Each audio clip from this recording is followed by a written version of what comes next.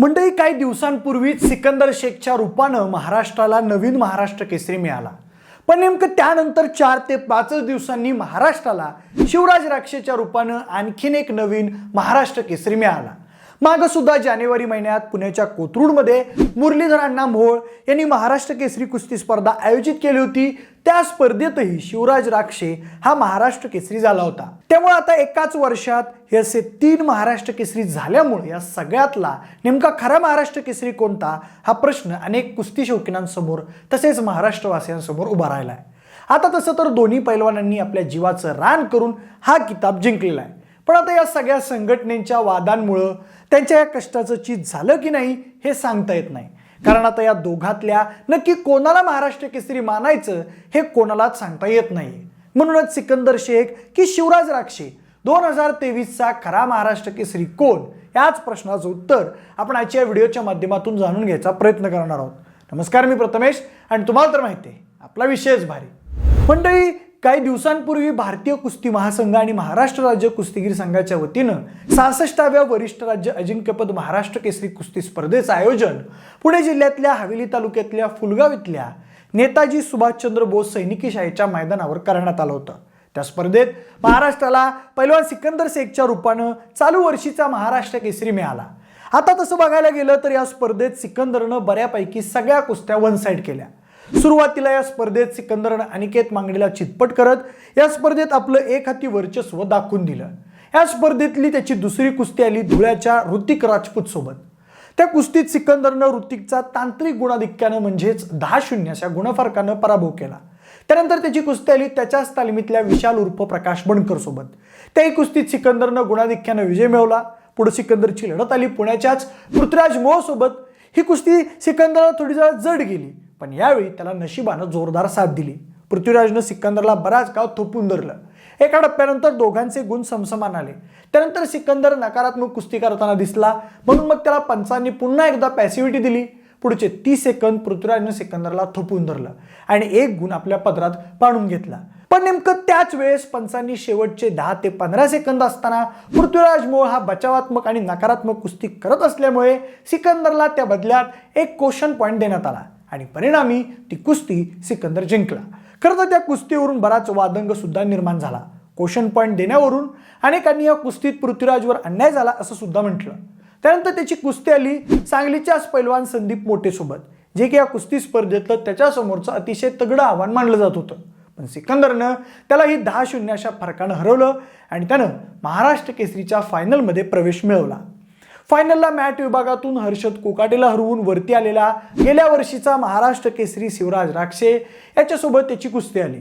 कुस्ती तगडी होणार असंच सगळ्यांना वाटलं होतं, पण सलामी झडली, डोक्याला डोकं लागलं आणि पुढच्या 10 सेकंदातच सिकंदरनं शिवराजला झोळी डावावर चितपट केलं आणि अखेर सिकंदर चालू वर्षीचा महाराष्ट्र केसरी झाला.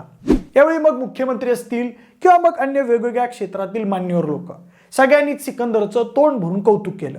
इतकंच काय तर या स्पर्धेत त्याला थार गाडी आणि मानाची चांदीची गदा सुद्धा मिळाली. मंडळी, सिकंदरच्या रूपानं गंगावेस तालमीचा आज महाराष्ट्र केसरीच्या गदेचा दुष्काळ संपला. अनेक वर्षांनी आज गंगावेस तालमीत महाराष्ट्र केसरीची गदा आली. तर बघा, सिकंदर महाराष्ट्र केसरी झाला ही स्पर्धा आयोजित केली होती महाराष्ट्र राज्य कुस्ती महासंघाने, जी की भाजपचे खासदार रामदास तडस यांच्या नेतृत्वात काम करते. आता ही संघटना कशी जन्माला आली हे जर आपल्याला पाहायचं असेल तर आपल्याला मूळ महाराष्ट्र राज्य कुस्तीगीर परिषद ही संघटना आणि महाराष्ट्र राज्य कुस्तीगीर महासंघ या 2 संघटनेतला वाद नेमका काय ते समजून घ्यावं लागेल. तर बघा म्हणजे मागच्याच वर्षी जून महिन्यात जेव्हा महाराष्ट्रात सत्तापालटाचा डाव रंगला होता, नेमकं त्याच दरम्यान या महाराष्ट्र राज्य कुस्तीगीर परिषदेच्या वादाला सुरुवात झाली होती. बरं, हा वाद इथं न थांबता तो कोर्टातही गेला होता आणि त्यावर कोर्टाचा निर्णय आला होता. पण या सगळ्या गदारोळात राज्य कुस्तीगीर परिषदेतर्फे आयोजित होणाऱ्या निरनिराळ्या स्पर्धा आणि त्यातल्या त्यात प्रतिष्ठेची समजल्या जाणाऱ्या महाराष्ट्र केसरी स्पर्धेचं आयोजन कसं होणार या संदर्भात बरेच प्रश्न निर्माण झाले होते. मंडळी, तसं बघायला गेलं तर जवळपास गेली 4 दशकं महाराष्ट्र राज्य कुस्तीगीर परिषदेवर राष्ट्रवादीचे नेते शरद पवार यांचंच वर्चस्व राहिलं आहे. महाराष्ट्र राज्य कुस्तीगीर परिषदेचं अध्यक्षपद राष्ट्रवादी काँग्रेसचे प्रमुख शरद पवार यांच्याकडेच होतं. तर या संघटनेच्या सरचिटणीसपदी बाळासाहेब लांडगे होते. आता तसं बघायला गेलं तर आत्तापर्यंत तरी कधी कुस्तीगीर परिषदेतील असा अंतर्गत वाद उघडपणे समोर आला नव्हता. पण गेल्या वर्षी मात्र हे सगळं चित्र पालटलं.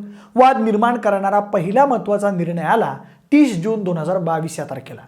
अखिल भारतीय कुस्तीगीर महासंघानं महाराष्ट्र राज्य कुस्तीगीर परिषदेचं संपूर्ण संचालक मंडळच बरखास्त करण्याचा निर्णय घेतला. बरखास्तीचं कारण देताना भारतीय कुस्तीगीर महासंघानं म्हटलं होतं की त्यांच्या वेळापत्रकाप्रमाणे राज्य कुस्तीगीर परिषदेनं काही स्पर्धा घेतल्या नाहीत. त्याचसोबत परिषदेच्या विरोधात काही तक्रारी थेट कुस्ती महासंघाकडे करण्यात आल्या होत्या. म्हणजे अखिल भारतीय कुस्तीगीर महासंघ ही राष्ट्रीय पातळीवरची कुस्तीची मुख्य संघटना असून या देश पातळीवरील मुख्य संघटनेसोबत वेगवेगळ्या राज्यांमधल्या जवळपास 28 राज्य कुस्ती संघटना संलग्न आहेत आणि त्यामध्ये महाराष्ट्र राज्य कुस्तीगीर परिषदेचाही समावेश होता. याच अखिल भारतीय कुस्तीगीर महासंघाच्या अध्यक्षपदी उत्तर प्रदेशमधले भाजपचे खासदार बृजभूषण सिंग होते. आता बृजभूषण सिंग हे नाव कोणाला माहीत नसेल असं होणार नाही, कारण महिला पैलवानांवर होणाऱ्या अत्याचारासंदर्भात बरेच आरोप त्यांच्यावरती झाले होते. त्यानंतर बृजभूषण सिंग यांच्याकडून भारतीय कुस्ती महासंघाचं अध्यक्षपदही काढून घेण्यात आलं होतं. त्यांच्याबद्दल आणखी एक वेगळी ओळख सांगायची म्हणजे हे तेच भाजपचे खासदार आहेत. त्यांनी राज ठाकरेंच्या अयोध्या दौऱ्याला सुद्धा विरोध केला होता. म्हणजे आता जसा हा अखिल भारतीय कुस्तीगीर संघटनेचा निर्णय आला तसं शरद पवारांनी पुण्यात पत्रकार परिषद घेऊन त्यावर आपली प्रतिक्रिया दिली होती. तेव्हा ते म्हणाले होते की कोणत्याही प्रकारची नोटीस न पाठवता कुस्तीगीर संघटना बरखास्त करण्याचा निर्णय योग्य नाही. काही मोजक्या तक्रारींची दखल घेऊन राज्य कुस्तीगीर संघटना बरखास्त करण्यात आली. राज्य कुस्तीगीर परिषदेच्या कामाबद्दल काही तक्रारी असतील तर थेट बरखास्तीची कारवाई करण्यापूर्वी काही सूचना देणं आवश्यक होतं. थेट बरखास्तीची कारवाई झाल्यानं आश्चर्य वाटलं असं शरद पवार म्हणाले होते. याच वेळी त्यांनी आपण खेळात कधीही राजकारण आणत नसल्याचंही सांगितलं होतं. राज्य कुस्तीगीर परिषदेची कार्यकारिणी बरखास्त झाल्यानंतर 31 जुलै 2022 रोजी कुस्तीगीर परिषदेच्या अध्यक्ष आणि उपाध्यक्ष पदासाठी परत निवडणूक घेण्यात आली.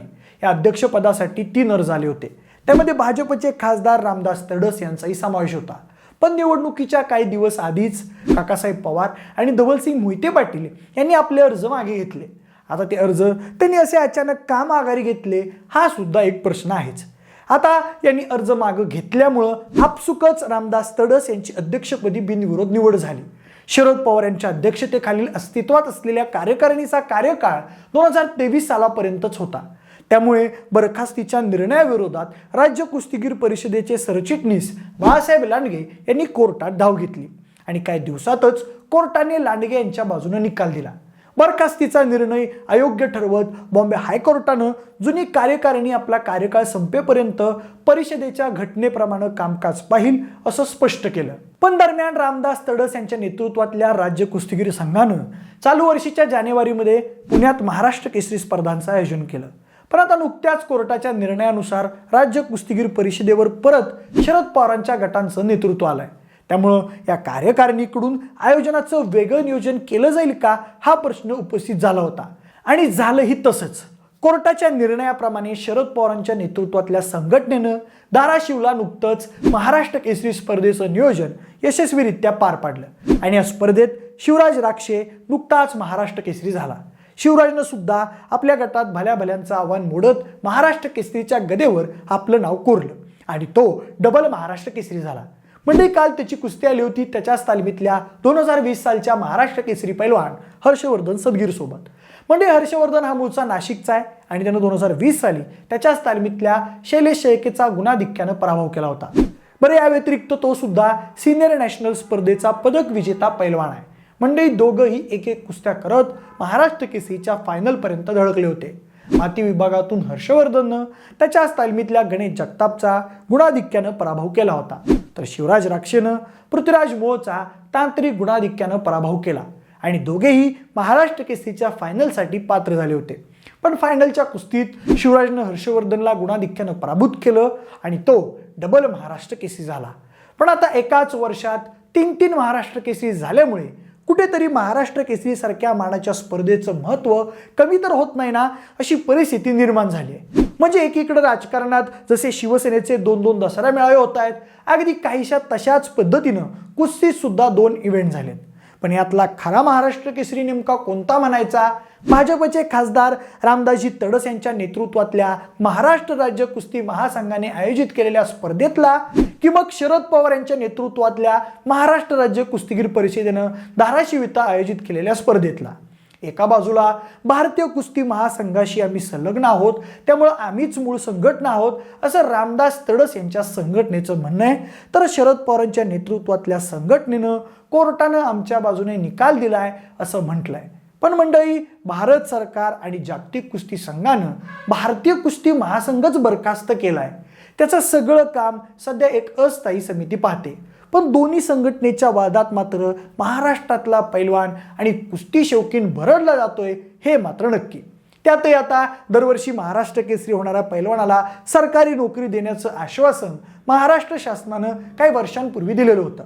अगदी त्याप्रमाणे महाराष्ट्र केसरी विजय चौधरी, महाराष्ट्र केसरी नरसिंग यादव, राहुल आवारे, हिंद केसरी सुनील साळुंके या खेळाडूंना सरकारनं DYSP हे पद सुद्धा बहाल केलंय. मग आता यावर्षी हे पद किंवा सरकारी नोकरी कोणत्या पैलवानाला मिळणार हा देखील प्रश्न आहेच. पण एक मात्र आहे की गेल्या 70 वर्षाच्या काळात महाराष्ट्राच्या कुस्ती क्षेत्रावर ही अशी वेळ कधीच आली नव्हती.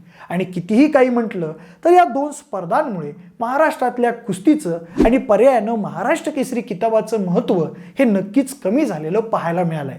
पण आता या सगळ्याबद्दल तुम्हाला नेमकं काय वाटतंय? 2023चा खरा महाराष्ट्र केसरी नेमकं कोणाला म्हणायचं? सिकंदर शेखला की शिवराज राक्षेला? संघटनेच्या वादात महाराष्ट्र केसरी किताबाचं आणि कुस्तीचं महत्त्व कमी झालंय का? महाराष्ट्र केसरी किताबाला गालबोट कोणामुळं लागलंय? या सगळ्या वादाला नेमकं जबाबदार कोण आहे? तुमची मतं आम्हाला कमेंट करून नक्की सांगा. जर हा व्हिडिओ आवडला असेल तर लाईक आणि शेअर करा. सोबतच आपले विशेष बरी या यूट्यूब चॅनलला देखील सबस्क्राईब करा. आणि जर हा व्हिडिओ तुम्ही फेसबुकवर पाहत असाल तर तिथंही आम्हाला फॉलो करायला अजिबात विसरू नका. धन्यवाद.